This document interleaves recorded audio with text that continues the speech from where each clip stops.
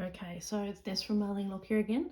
We're just doing another chalkboard for you. Remember last week we spoke about doing a recipe.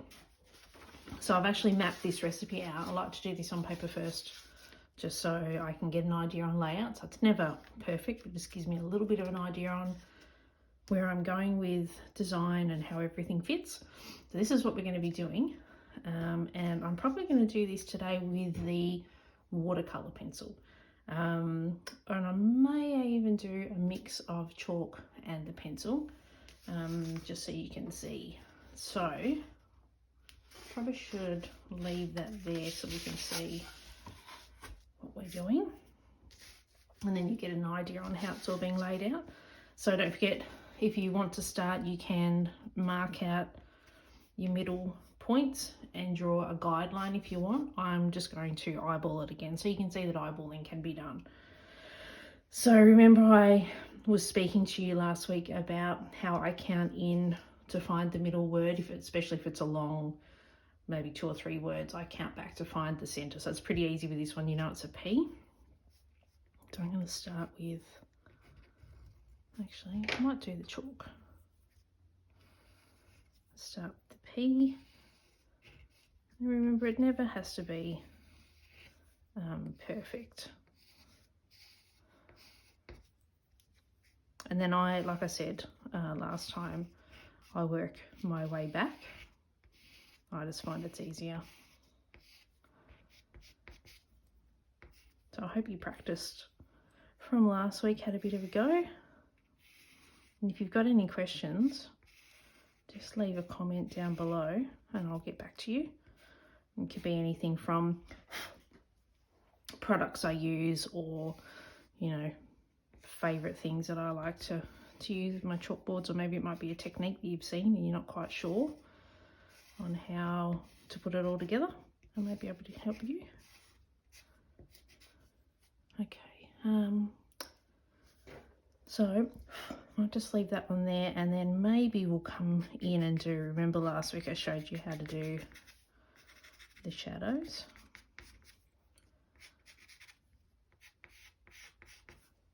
I tend to not be too fussy when it comes to this bit, because depending on, you know, if you're thinking real life, depending on how the light is shining on your work, you know, it might be coming from a few different areas, so that it'll be just that little bit different depending. I'm going to use my Q-tip and just dip in a little bit of water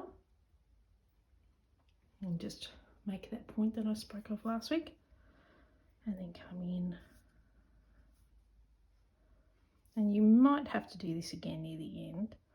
Another thing that works really well for this is, you ever seen the mechanical pencils and they have like an eraser on the end, like a tiny little one? They are brilliant for these shadows as well. But if you only have, in your kit, you only happen to have some Q-tips on you, then, then we'll just go with that. Okay, so I'm gonna write the ocean apple, but I'll need to sharpen. I didn't want to sharpen before the video and have everything all set up. I wanted you to see that it's quite easy to get a point.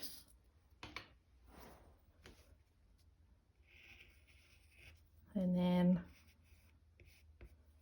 I'm just keeping these ones fairly simple, just so we can get an idea. You know, you can have a bit of a practice. Add in some little flourishes. And that's where this little mapped out piece comes in handy.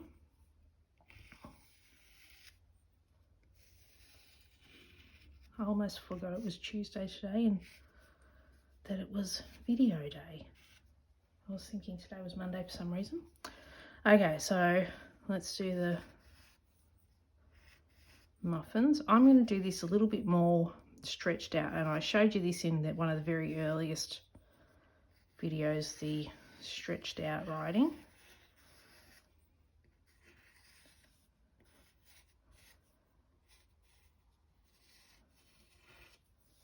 Then you can come down and add that downstroke. So remember again, it's anything that comes towards your body. And just work with your own handwriting like those earlier videos. Just get rid of the dust. Okay. So this is the actual recipe for these apple and oat muffins. I make them all the time for the our boys for their lunchboxes and things, and they're great, just great for a snack too. So you can start, you know, draw an apple.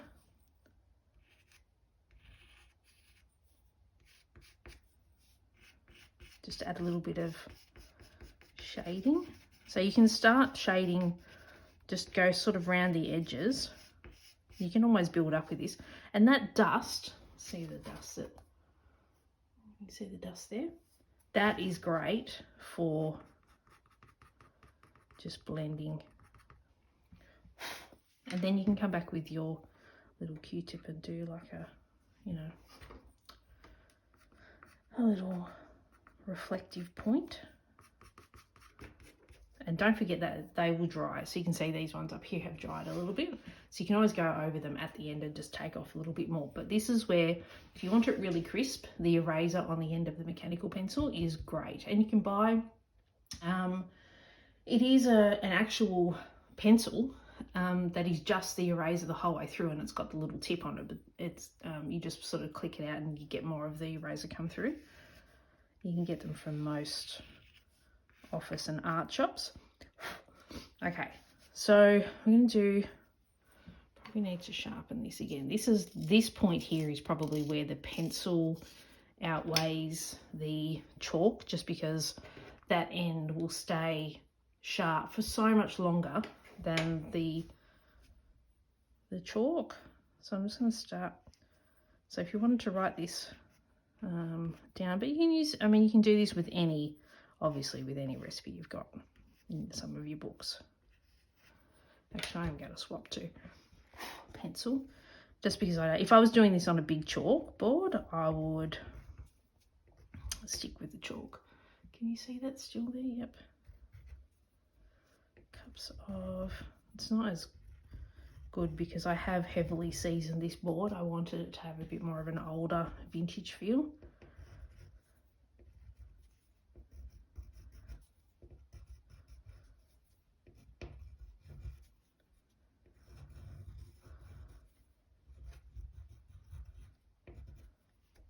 And you can always come back as well as once you've written and go back and do some downstrokes, but you could also come back and go over those with the chalk,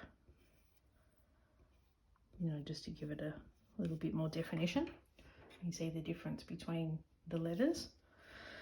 Okay, then what do we got? 2 teaspoons or 2 tablespoons of sugar.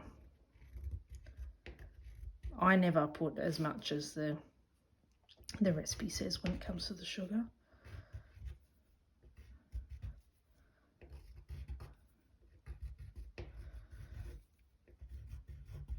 Okay, and then we also have 2 eggs.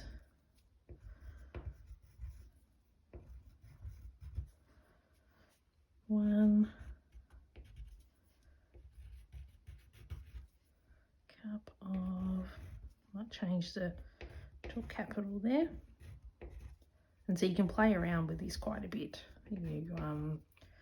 This is where your guide sort of comes in handy. Puree and 2 chopped apples.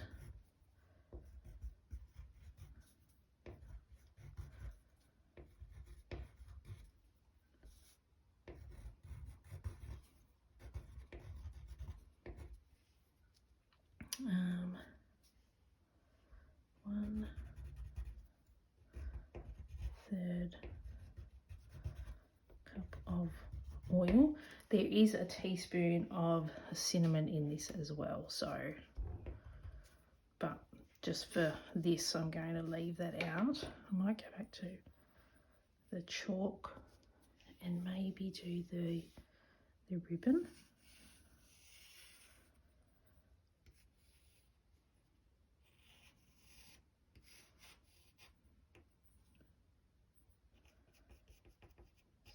little bit of shading there.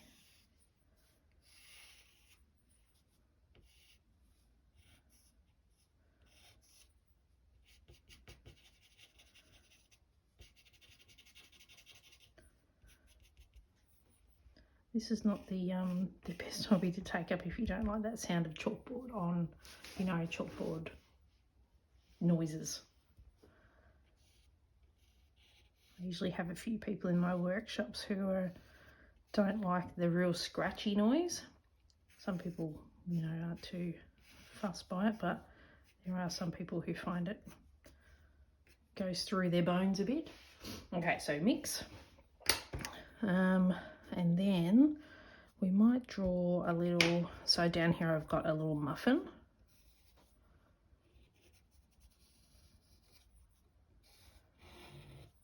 Now you can spend ages really. These sort of boards help too if the board that you're actually drawing on is very smooth. This one has a little bit of a wood grain to it, so you can't get as smooth a finish as you can with some of the others. So it's going to do some little like oats, because you just sprinkle a little bit of oats over the top before you put it in the oven. Blow the dust away. Okay, and then I've made a little sort of circle for the baking part.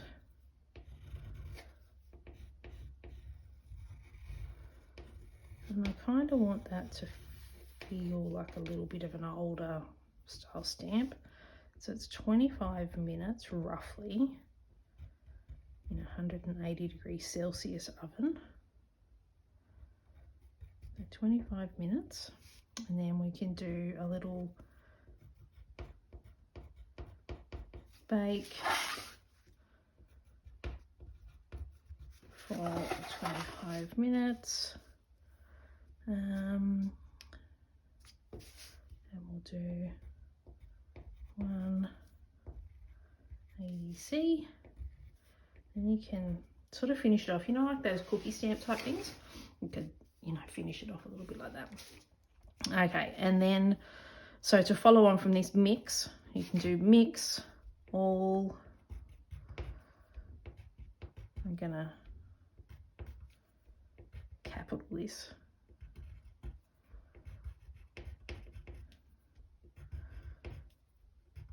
All ingredients.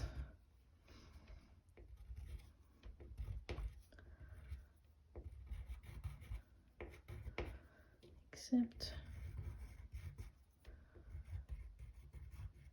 you'll see I keep twisting my pencil around. All that does is when you get a bit of a blunt edge, I don't know if you can see that there, but you'll get a bit of a blunt edge. So just as you turn it, you're getting a sharper corner, and so what you're doing overall is sort of wearing it down to a point, so you don't have to keep sharpening it. I hope that makes sense. Until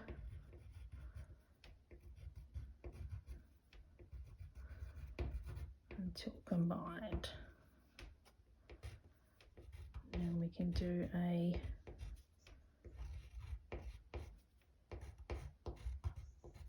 fold in flour.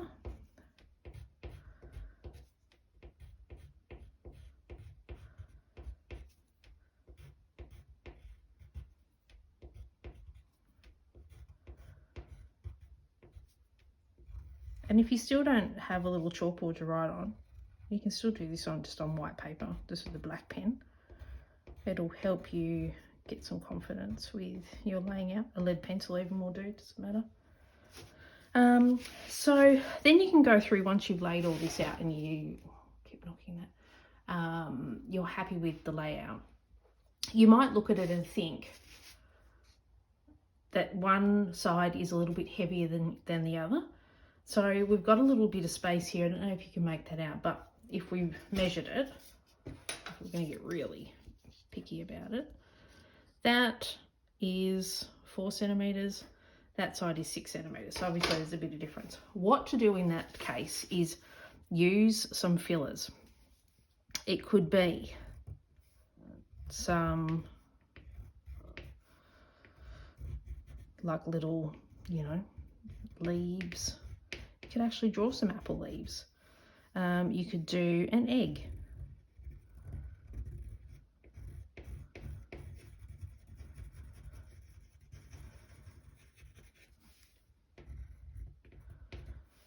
And then you can sort of go through and see where there might be a little bit of dead space around your picture, or it may just need something a little bit more. So maybe we could do here. I'm trying not to smudge it because I did use chalk up there, so probably should have done that beforehand. But this is, remember last week I told you about putting a piece of paper over to protect your chalk work. So that comes in handy here. Okay, and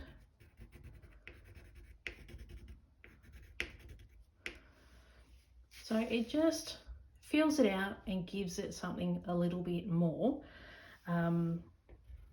You might find that now you might want to come through with your actual chalk if you think it needs a little bit more help. Any places maybe where the pencil hasn't picked up over this board, like I said, is heavily seasoned, which is this smudgy bit of the background. You could just make sure that point's there. Go back and, you know, give your shading a little bit more work.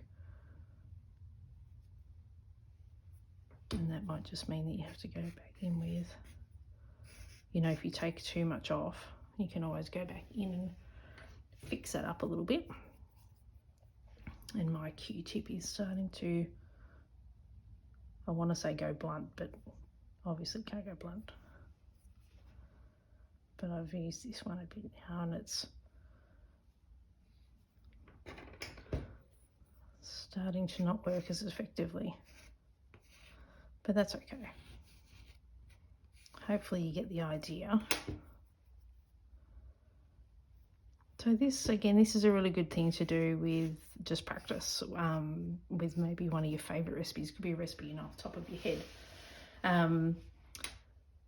Try it with different colours even as well. If you wanted to do it on some paper, a finished product, you could try it with different colours. You know, you could have, if it's on white, you'd have to write in black, but you could do black and you could actually colour in the apple and, you know, have little green sprigs, and you could colour in your little muffin and things. You could make it look really, really effective. But I just wanted to show you this. I promised you last week that we were going to do this today. So here it is, a little apple muffin recipe. I hope you have a go and you enjoy it. Like I said, any questions, please ask me in the comments below. And I will see you next week. Bye.